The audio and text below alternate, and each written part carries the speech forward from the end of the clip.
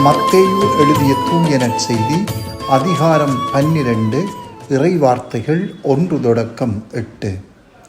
அன்று ஓர் ஓய்வு நாள். இயேசு வயல்வெளியே சென்று கொண்டிருந்தார். பசியாயிருந்ததால் அவருடைய சீடர் கதிர்களை கொய்து தின்னத் தொடங்கினர்.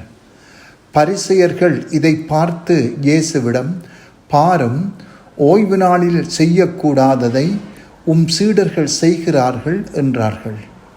அவரோ அவர்களிடம், தாமும் தம்முடன் இருந்தவர்களும் பசியாயிருந்தபோது தாவீது என்ன செய்தார் என்பதை நீங்கள் வாசித்தது இல்லையா? இறை இல்லத்திற்குள் சென்று அவரும் அவரோடு இருந்தவர்களும் அர்ப்பண அப்பங்களை உண்டார்கள். குருக்கள் மட்டுமே உண்ணக்கூடிய அப்பங்களை அவர்கள் உண்டது தவறல்லவா?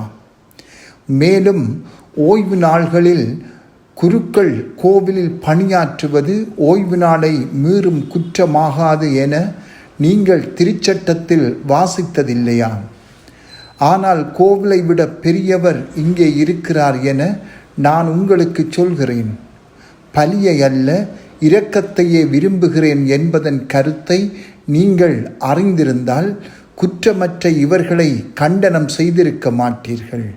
ஆம், ஓய்வு நாளும் மானிட மகனுக்கு கட்டுப்பட்டதே என்றார். சிந்தனை. இன்றைய நற்செய்தி வாசகத்தை கேட்டவுடனே இயேசு பழைய உடன்படிக்கையை ஒழிக்கின்றாரா என்று கேட்க தோன்றுகிறது.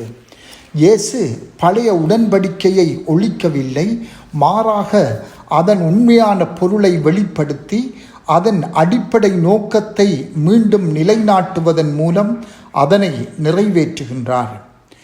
அவரில் திருச்சட்டம் தெளிவுபடுத்தப்பட்டு உயர்த்தப்பட்டு நிறைவு பெறுகிறது. இந்த உண்மையை இன்றைய நற்செய்தி வாசகம் வெளிப்படுத்துகின்றது. ஓய்வு நாளின் ஆழமான பொருளையும் சட்டத்திற்கு உயிரளிக்கும் ஆவியையும் வெளிப்படுத்துகின்றார். இந்த ஆவி இரக்கத்திலும் அன்பிலும் கடவுளோடு கொள்ளும் கூட்டுறவிலும் வேரூன்றியது. கதிர்களை கொய்து தமது பசியை போக்கிய சீடர்கள் ஓய்வு நாளை மீறிவிட்டார்கள் என்று குற்றம் சாட்டிய பரிசேயர்கள் தாங்கள் கடைப்பிடிப்பதாக கூறும் அந்த திருச்சட்டத்தின் உண்மையான பொருளையே தவறாக புரிந்து கொண்டிருந்தார்கள். நற்செய்தி முழுவதிலும் மத தலைவர்கள் கடவுளின் கட்டளைகளை எப்படி சிதைத்தார்கள் என்பதை காண்கின்றோம். அவர்கள் அவற்றை வெளிப்புற சட்டவாதமாக குறுக்கிவிட்டார்கள். அது சொல்லும் அன்பு வாழ்வில் இருந்து அதை துண்டித்து விட்டார்கள். ஒருவேளை நாங்களும் எமது ஆன்மீக பயணத்தில் இவ்வாறு நடந்து கொள்ளலாம். ஞாயிறு திருப்பலி, மாதம் ஒருமுறை பாவ சங்கீர்த்தனம், காலை மாலை செபம் என்றெல்லாம் மனத்தில் நாம் ஒரு கணக்கு போட்டிருக்கலாம். இவை நல்லவைதான். ஆயினும் இவற்றை செய்து கொண்டும் நம் உள்ளங்கள் கடவுளை விட்டு தொலைவிலும் இருக்கலாம்.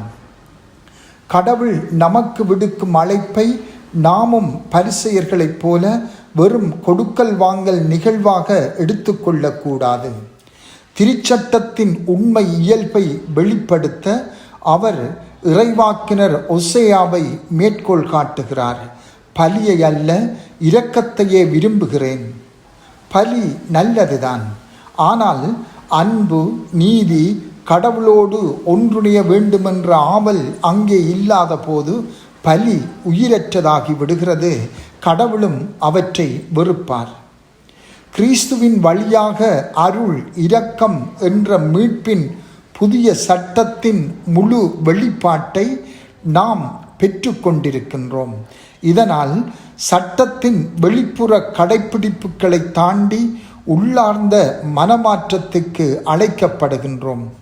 இந்த மாற்றம் நாம் அன்றாட வாழ்வின் ஒவ்வொரு அம்சத்திலும் வெளிப்படுத்த வேண்டும். கிறிஸ்துவின் சட்டத்தில் இருந்தும் வார்த்தையில் இருந்தும் பொங்கி வரும் இறை இரக்கத்தை பெற்றுக்கொள்ளவும் அதனை மற்றவர்களுடன் பகிர்ந்து கொள்ளவும் நாம் அழைக்கப்படுகின்றோம்.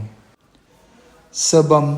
ஆண்டவரே, நீர் தரும் ஒவ்வொரு சட்டத்தையும் படிப்பினையையும் சுமையாக ஏற்காமல் உம்மிடம் வந்து சேர்வதற்கான பாதையாக கண்டுகொள்ள அருள் தாரும்.